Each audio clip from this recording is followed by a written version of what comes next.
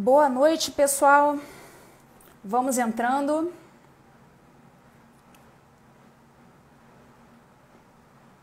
Me digam aí nos comentários se estão me ouvindo bem. Joinha, pessoal botando joinha. Então, estou entendendo que vocês estão me ouvindo bem, correto?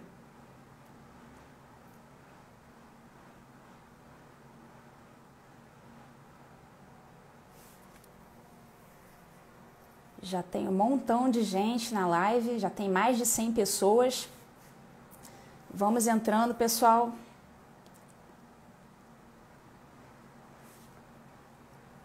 Vamos lá, o número só está subindo aqui. Vamos que essa live eu já tinha prometido há tanto tempo, né?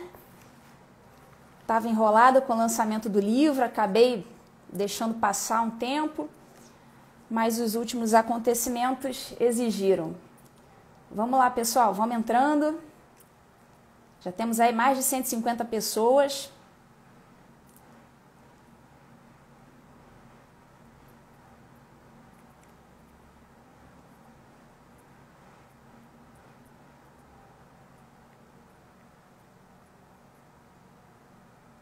Amém. Amém, Leonardo.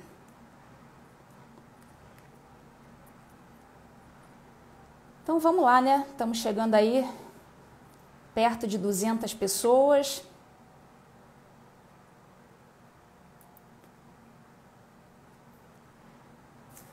Então vamos lá, pessoal. Vamos lá. Depois eu vou deixar gravada, tá? Então quem quiser consultar depois, quem quiser ir anotando aí, pega caderno, caneta, porque hoje aqui nós vamos ter uma aula interdisciplinar, vamos falar de direito civil, vamos falar de Constituição, vamos falar de Código Penal, vamos falar da teoria dos atos ilícitos, vamos falar de algumas coisas do direito de forma interdisciplinar, tá, pessoal? Será que as pessoas vão assistir? Eu tenho certeza que tem muita gente aí assistindo, torcendo para eu dar aquela derrapada, né? Você mesmo, né? Você mesmo. Eu sei que você está aí assistindo, vai ficar quietinho assistindo tudinho até o final, que eu sei. Obediente, obediente. Isso aí. Isso aí. Vamos lá, vamos lá. Então vamos lá, pessoal, vamos começar. Essa live a gente está fazendo, vai ser um formato de aula. Eu gosto sempre de estar atualizada com os acontecimentos, né, do momento, e os alunos também têm que ficar atualizados com os acontecimentos do momento. Então, não só o pessoal que está fazendo concurso, né? Claro, o pessoal que está fazendo concurso tem obrigação de saber os acontecimentos do momento. Tá? O pessoal que está fazendo concurso sabe que daqui a pouco vai ser perguntado alguma coisa da prova, alguma coisa que aconteceu, que apareceu na mídia, tal. Então, nós, professores, temos que também estar atualizados. Então, agora eu vou trazer um tema absolutamente atualizado para vocês, que é a questão do pseudônimo e do anonimato nas redes sociais. Tá legal? E por que esse assunto veio à tona?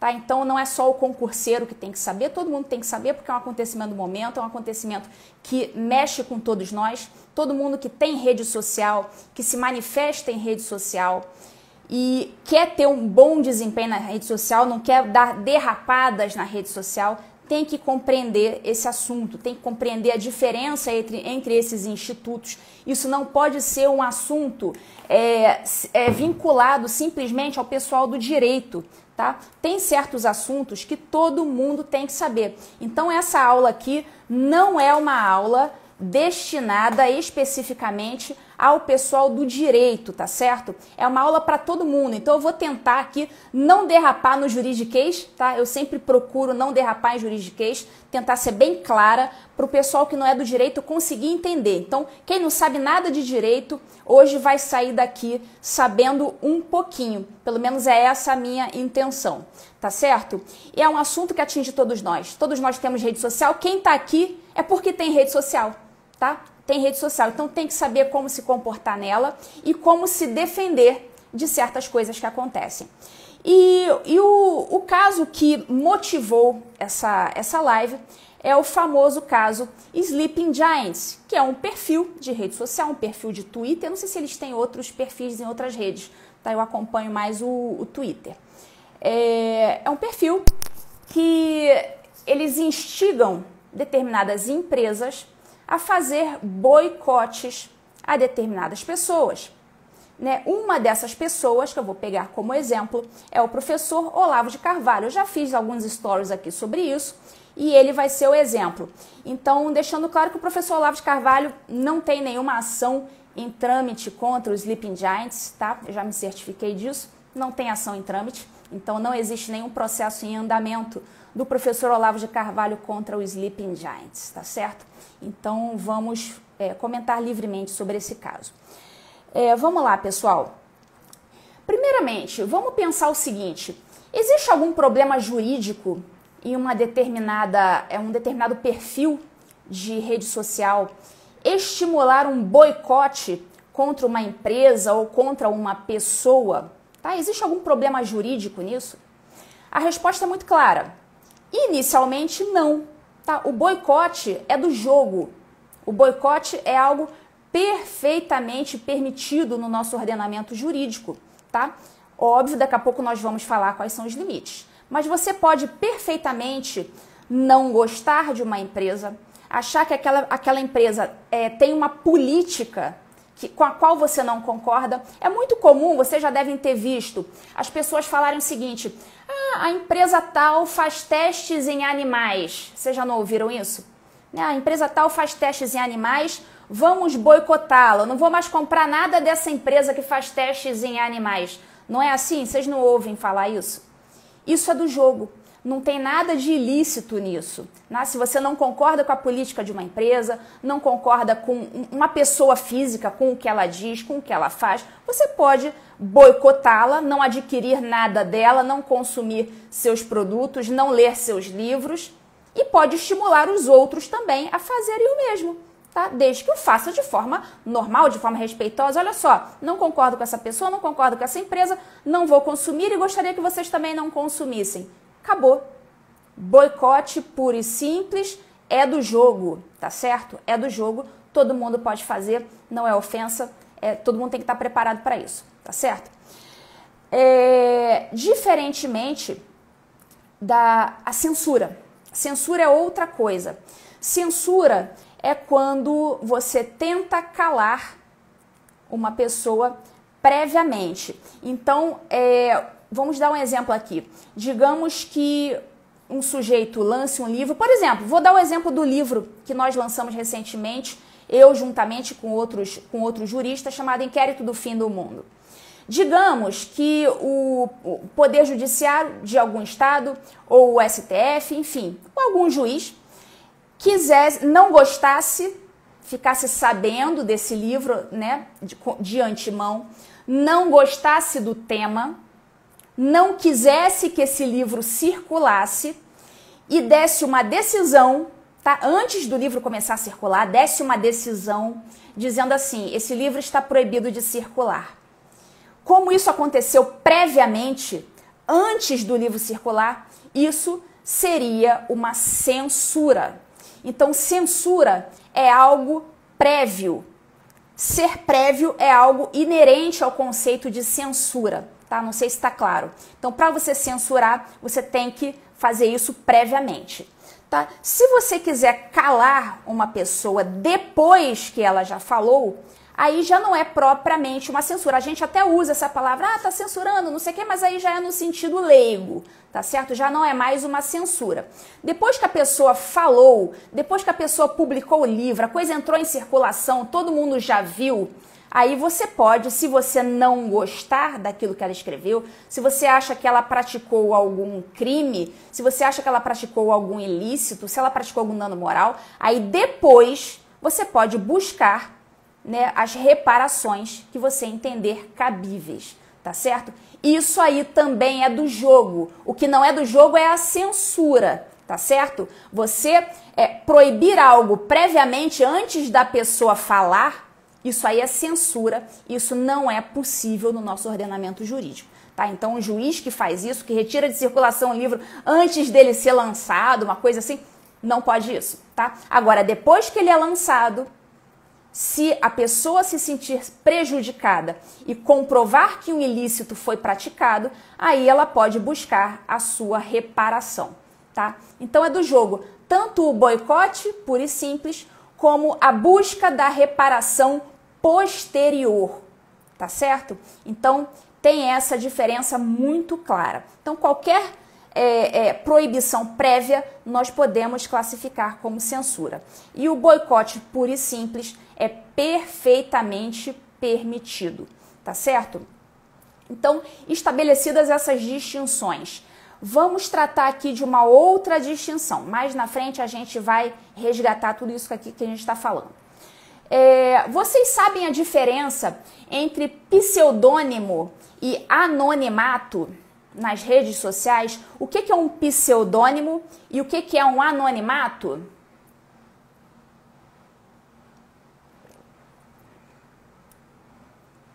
E aí, vocês sabem? Digam aí nos comentários. Vocês sabem a diferença? Não vale quem já leu a explicação.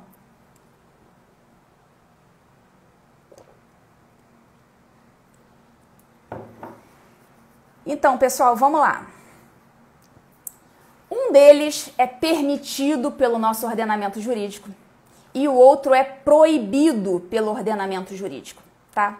Um pode e o outro não pode. Ambos estão previstos no nosso ordenamento jurídico, sendo que um está no Código Civil e o outro está na Constituição Federal, tá certo? Então, vamos lá. Qual que é o permitido? O permitido é o pseudônimo e o anonimato é o proibido, tá certo? O pseudônimo, ele é previsto no artigo 19 do Código Civil. O anonimato, por sua vez, não está previsto no Código Civil. Ele é proibido na Constituição Federal, tá certo? Então, um é permitido e está previsto no Código Civil. O outro é proibido e está previsto no artigo 5º, inciso 4º da Constituição Federal, tá certo? Então, ambos são contemplados no ordenamento jurídico, um para ser permitido e o outro para ser proibido. Tá, então vamos lá. Qual que seria a diferença de um pseudônimo para um anônimo de internet? A gente vê aqueles perfis que não coloca a cara, tá? A gente está cansado de ver. Tá um perfil que bota lá uma figurinha, bota a cara do Superman, bota a cara do Homem-Aranha, aí fala aquele monte de groselha na rede social e acha que vai ficar impune. Vamos lá. Se você utiliza um perfil fake, um perfil com uma cara de desenho animado, uma cara de qualquer pessoa, e utiliza suas redes sociais de forma normal, sem praticar crimes, sem praticar danos morais a ninguém, se você simplesmente quer preservar a sua identidade, tem muita gente que precisa preservar a identidade, porque hoje em dia nós temos aquele sério problema de perseguição, de assassinato de reputações, tá certo? Então muita gente precisa, para participar do debate público, precisa mesmo se esconder por trás de um perfil com um apelido, tá? Então se ele faz uma utilização regular desse perfil, ele é simplesmente um pseudônimo. Tá, o pseudônimo nós temos até um exemplo histórico na década de 70, o Chico Buarque, ele para não ser perseguido pela ditadura, ele se utilizou de um pseudônimo chamado Julinho da Adelaide. Então ele assinava lá as suas músicas como Julinho da Adelaide. Então ele não fez isso porque ele queria praticar um delito, porque ele queria causar um dano. Ele simplesmente se utilizou de um apelido para não sofrer perseguições. Então isso aí é simplesmente um pseudônimo. E o pseudônimo, ele é previsto no Código Civil e ele é perfeitamente protegido. Então quem quiser se utilizar de um pseudônimo para escrever um livro, para produzir uma música, tá? Para aparecer de qualquer maneira, se manifestar de qualquer forma na internet, isso é perfeitamente permitido. Tá? Você está simplesmente se protegendo de um dano que você acha que você pode sofrer futuramente. Tá? Isso é um pseudônimo, tá certo? Muito diferente disso, é a situação do anonimato. tá legal? Situação do anonimato. Tá? Enquanto o pseudônimo, muita gente ali quer se proteger até de perder o emprego. Nós vemos no Twitter muita gente dizendo assim, olha só, eu até gostaria de colocar a minha cara, mas eu não estou colocando a minha cara aqui, não é por covardia não. É porque eu já perdi tantos empregos por conta de me manifestar politicamente, manifestar ideias que o meu patrão, que os meus colegas não concordam, que eu estou tendo que usar um pseudônimo. Tá? Isso é super comum, tá? E super permitido e protegido pela nossa legislação. O anonimato não. O anonimato ele é claramente proibido pelo artigo 5º, inciso 4º da Constituição Federal. Tá? Nós já temos 356 pessoas aqui na live, bem legal. Vamos lá, pessoal. O anonimato ele é proibido, tá certo? E como é que a gente vai fazer essa distinção? Eu fiz uma série de pesquisas. Os livros de doutrina de direito não são muito claros nessa diferenciação. Então, eu vou fazer aqui uma diferenciação muito pessoal, particular, porque os doutrinadores não são muito claros quanto a isso, tá? Então, eu vou fazer uma interpretação sistemática aqui, né? Quem quiser depois refutar, apresentar um posicionamento diferente, estamos aqui para ouvi-los, tá certo? Como ninguém se manifestou muito claramente até agora, então eu vou me manifestar. Qual que seria a grande diferença entre o pseudônimo e o anonimato? O pseudônimo, ele é para fins lícitos. O próprio Código Civil fala que o pseudônimo, ele deve ser adotado apenas para atividades lícitas. Então, o anonimato, a contrário senso, a Constituição não está falando, mas a gente só pode concluir que o anonimato, ele é utilizado para fins ilícitos. Então, enquanto o pseudônimo é para fins lícitos, anonimato para fins ilícitos. Então, é simplesmente uma estratégia que a pessoa usa para praticar delitos ou praticar danos à imagem de outras pessoas, praticar ilícitos civis ou penais, sem ser incomodado, sem sofrer as devidas responsabilidades. Então, o anonimato é utilizado para fins ilícitos. E essa é a grande diferença entre o pseudônimo e o anonimato, tá? Então, não é só a diferença de onde eles estão alocados no nosso ordenamento jurídico. Enquanto um está no Código Civil, o outro está na Constituição, um é para fins lícitos, é protegido, e o outro é para fins ilícitos. Então, como vocês poderiam classificar um perfil da internet que pratica boicotes? Num primeiro momento, não haveria nenhum problema, né? Como eu falei, o boicote ele é perfeitamente lícito, tá? E ele pode perfeitamente ser praticado por um perfil pseudônimo, tá? Se ele simplesmente fala, olha só, não concordamos com esse sujeito, achamos que ele fala bobagens, não vamos estimular que as pessoas consumam dessa pessoa ou desta empresa. Perfeitamente permitido pelo ordenamento jurídico, tá certo? Agora, a coisa ganha contornos de ato ilícito e até mesmo ilícitos penais, não só ilícitos civis, quando este boicote imputa ao objeto da sua indignação crimes contra a honra.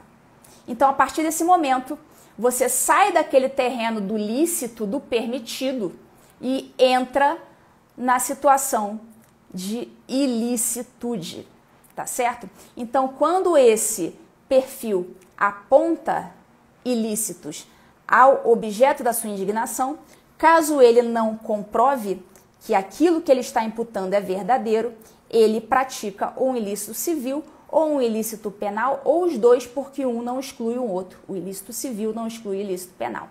Então, eu vou dar aqui só uma pequena pincelada, para quem não é do direito, sobre a teoria dos atos ilícitos, né? O que seria um ato ilícito, pelo menos na ótica do direito civil. Depois a gente passa para o penal. O nosso artigo 187 do Código Civil diz o seguinte, que também comete ato ilícito o titular de um direito que, ao exercê-lo, excede manifestamente os limites impostos pelo seu fim econômico ou social, pela boa-fé ou pelos bons costumes. Tá? Então, Essa teoria dos atos ilícitos é expressamente prevista no nosso ordenamento jurídico no artigo 187 do Código Civil. Tá certo? Qual que é a origem histórica disso aí? Até uma curiosidade, até muita gente que é do direito não conhece essa história. Teve um caso chamado leading cases, são aqueles hard cases, aqueles casos polêmicos, difíceis de serem julgados, que foi julgado na França no ano de 1912, chamado caso Clément Bayard. Bayard é B de bola, A, Y, A, R, D. Clément Bayard. Clément Bayard era um construtor de dirigíveis, tá? Que é dirigível, uma espécie de um balão, né? E ele tinha um vizinho. Ele tinha um vizinho que tinha um terreno do lado do pouso de dirigíveis, né? Esse vizinho, o que fez? Sem nenhum motivo aparente, ele construiu umas torres, umas estacas gigantescas e pontiagudas dentro do terreno dele para impedir o pouso daqueles dirigíveis do seu vizinho, que não lhe causavam mal nenhum, e também para danificar aqueles dirigíveis. Então, eu já li mais de uma motivação, né, nos estudos de caso do caso Clément Bayard. Né, alguns dizem que o vizinho fez isso porque ele queria que o construtor de dirigíveis comprasse o terreno dele. Então ele botou aquelas torres imensas e pontiagudas para que ele comprasse o terreno, para que não fosse mais importunado. Outros diziam que era o contrário, que na verdade ele queria era comprar o terreno do construtor de dirigíveis. Eu já vi uma divergência aí na história. Mas o fato é que esse dono desse terreno construiu dentro de seu terreno essas torres gigantescas e pontiagudas para atrapalhar aquele pouso dos dirigíveis, tá certo? Então, esse caso foi parar na Justiça da França, né? Então, qual que era a questão cerne do problema? Esse proprietário do terreno, ele poderia se utilizar do seu terreno, do seu direito de propriedade, para fazer aquilo que ele fez, para construir aquelas torres. Então, por isso que é um hard case, porque existe o direito de propriedade, também existia esse direito de propriedade na França, né? Então, pode um sujeito se utilizar do seu terreno, do seu direito de propriedade, para, sem mais nem menos, causar dano a outrem?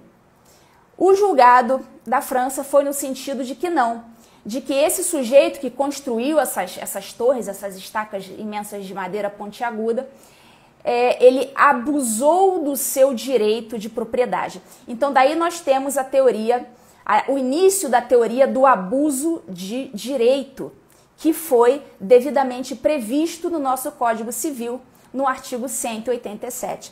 Então, é quando nós temos um direito, no caso, no exemplo que eu dei, um direito de propriedade, e ele é utilizado de forma abusiva, sem a boa-fé que deve viger em nossa sociedade. Então, daí surgiu a teoria do abuso de direito. Então, você pode dizer, não, mas eu tenho liberdade de expressão. Todos nós temos. Mas essa liberdade, ela sofre algumas limitações. E quais seriam elas? Quando você abusa dessa liberdade para causar dano a outrem, dano à imagem de terceiros, quando isso não configura um verdadeiro crime contra a honra, tá certo? Então pode ser um ilícito civil, um dano moral, como também pode ser um ilícito penal, tá? Um crime contra a honra, que são 3 previstos no nosso Código Penal: o crime de calúnia, o crime de injúria e o crime de difamação, tá certo? Nós temos 3. Vamos lá. Então, vocês conheceram mais ou menos a origem da teoria dos atos ilícitos, está lá no artigo 187 do nosso Código Civil, e daí nós podemos trazer essa teoria do abuso de direito para os casos da internet.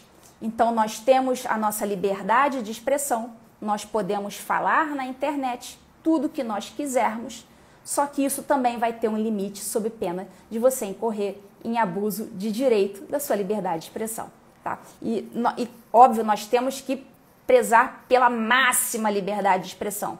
Só que a liberdade, ela vai terminar a partir do momento que você violou os direitos de outrem, tá certo? E isso é a claríssima aplicação da teoria do abuso de direito na liberdade de expressão que nós temos na internet. Então, voltando lá, aplicando tudo isso para a questão dos Sleeping Giants. A partir do momento que eles imputam a um terceiro um crime de ódio, alegação de crime de ódio, preconceito, coisas do tipo, né? Aí cada um vai fazer o seu juízo de valor, tá? Cada um vai fazer o seu juízo de valor. Ele está imputando uma aura de ilegalidade, ele está maculando o nome, a honra, a fama, a boa imagem de um terceiro, correto? Então, com isso, a sua liberdade de expressão de fazer um boicote caiu justamente na limitação que eu informei ainda há pouco da teoria do abuso de direito. Neste momento, ele entra no terreno pantanoso do abuso e por ele deve responder de acordo com a teoria da responsabilidade civil. É assim que funciona, tá certo? Então, a partir do momento que um perfil imputa crimes de preconceito, ódio, posicionamento, enfim, que violam, que maculam a honra e a imagem de terceiros, não comprovando o que está sendo dito, cabe perfeitamente uma ação por dano civil, por danos morais, enfim, por crimes contra a honra. Isso aí vai depender do caso em concreto que estiver em julgamento. E uma coisa que até lá na entrevista da Jovem Pan eu não tive tempo de falar, mas eu trouxe aqui, né, para o pessoal que veio assistir a live, é uma questão um pouquinho mais sofisticada a respeito das respostas dadas pelas empresas que compactuaram com o comportamento dos Sleeping Giants. Então, vamos analisar dois casos, tá? Eu trouxe duas hipóteses, dois estudos de caso aqui para a gente analisar.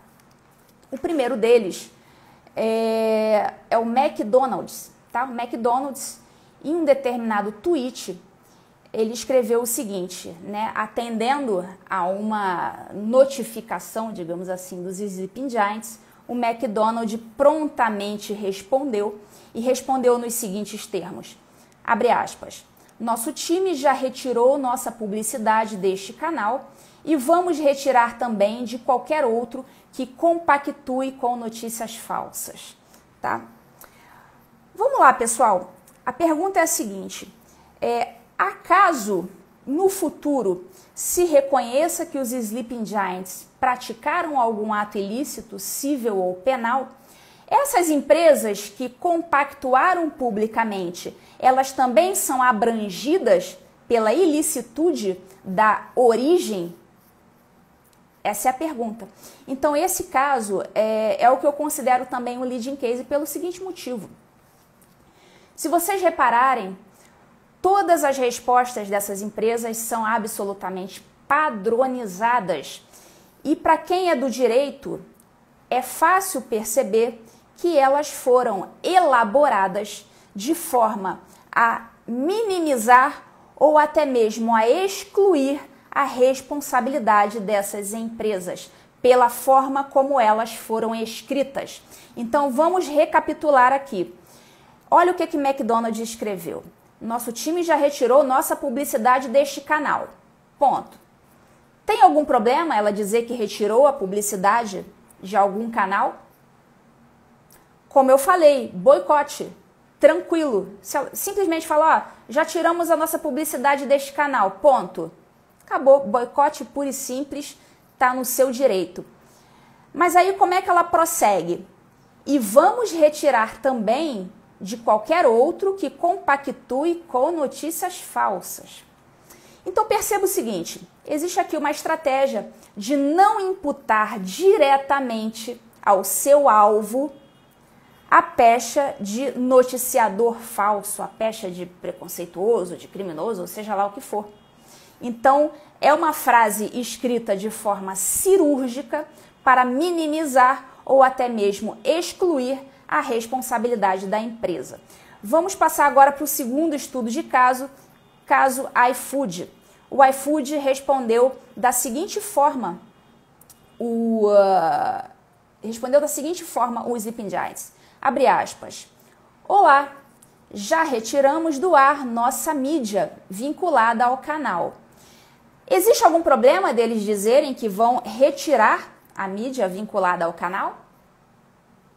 Como eu expliquei ainda há pouco, nenhum problema. A pessoa pode simplesmente não concordo com esse cara, eu vou tirar minha mídia daí. Tá tudo certo. Mas vamos prosseguir na frase. As campanhas são automáticas, mas sempre revisamos perfis e canais para negativar aqueles que divulgam notícias falsas e mensagens preconceituosas ou ofensivas.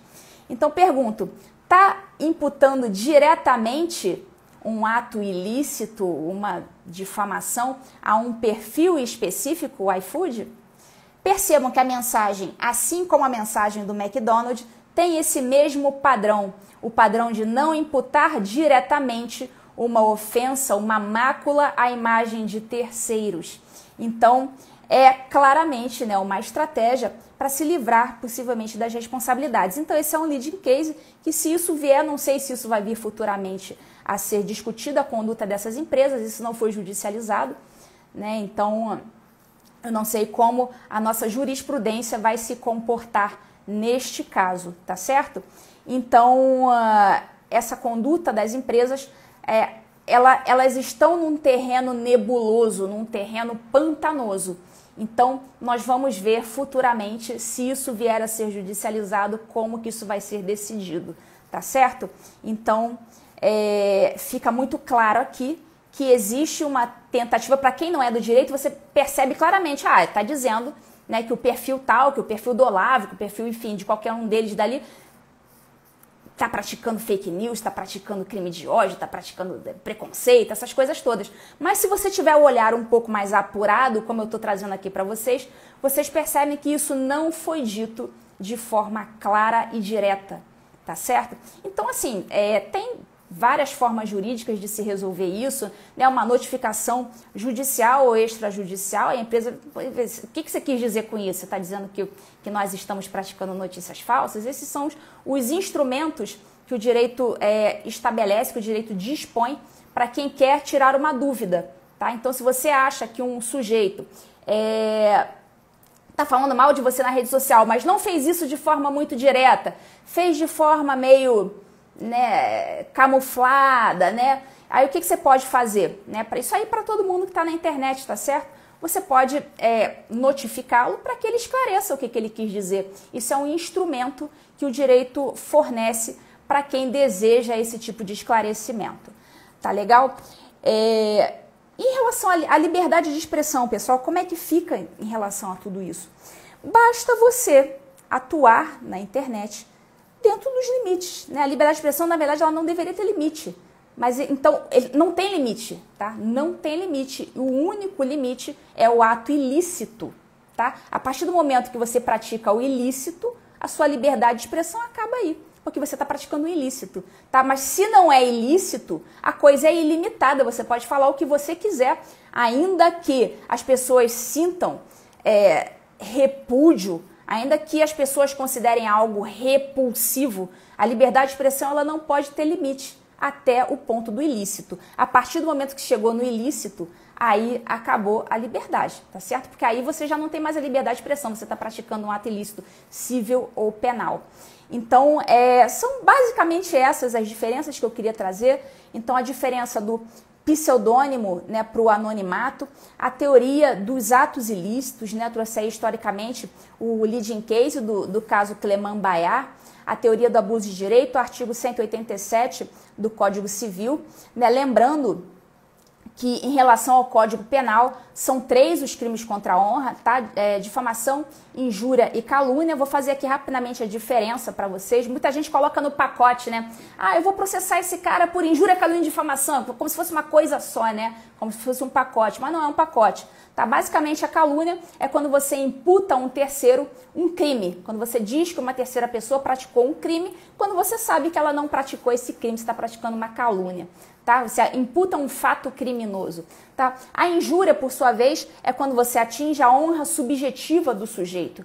quando você imputa uma ofensa a ela e aquilo o atinge internamente, aquilo faz com que ele se sinta, né, muito mal com aquela coisa que você falou, então você atingiu a sua honra subjetiva, que é aquela honra que ele tem dentro dele mesmo para com ele mesmo.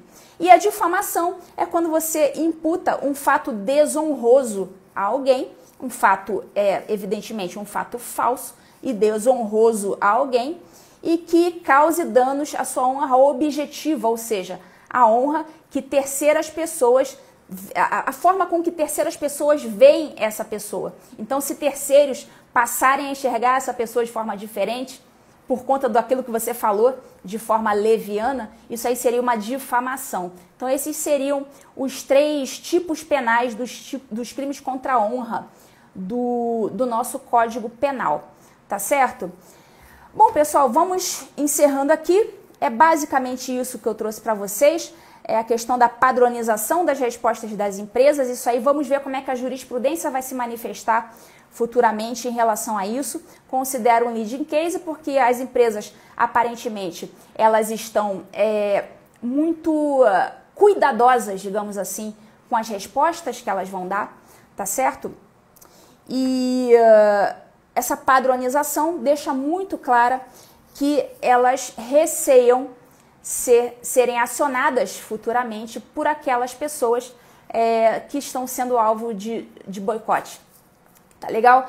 Então, enfim, eu vou tentar fazer depois outras lives sobre outros temas, né, esclarecendo aqui também que eu não estou aqui na qualidade de internauta, eu estou aqui na qualidade de professora, de pessoa que estudou direito e tem autoridade para falar. As informações que eu tenho sobre esse caso são informações obtidas na qualidade de internauta, que todo mundo tem, eu não tenho nenhuma informação privilegiada de dentro do direito, de dentro da magistratura ou de dentro de círculos conservadores. Todas as informações que eu utilizei, eu retirei do Twitter, tá? Mas essa aula eu dou na qualidade de professora, de pessoa que entende do que está falando, que sabe do que está falando e tem responsabilidade para com os seus alunos, tá certo? Então eu vou encerrar a live. Obrigada aí por vocês terem assistido.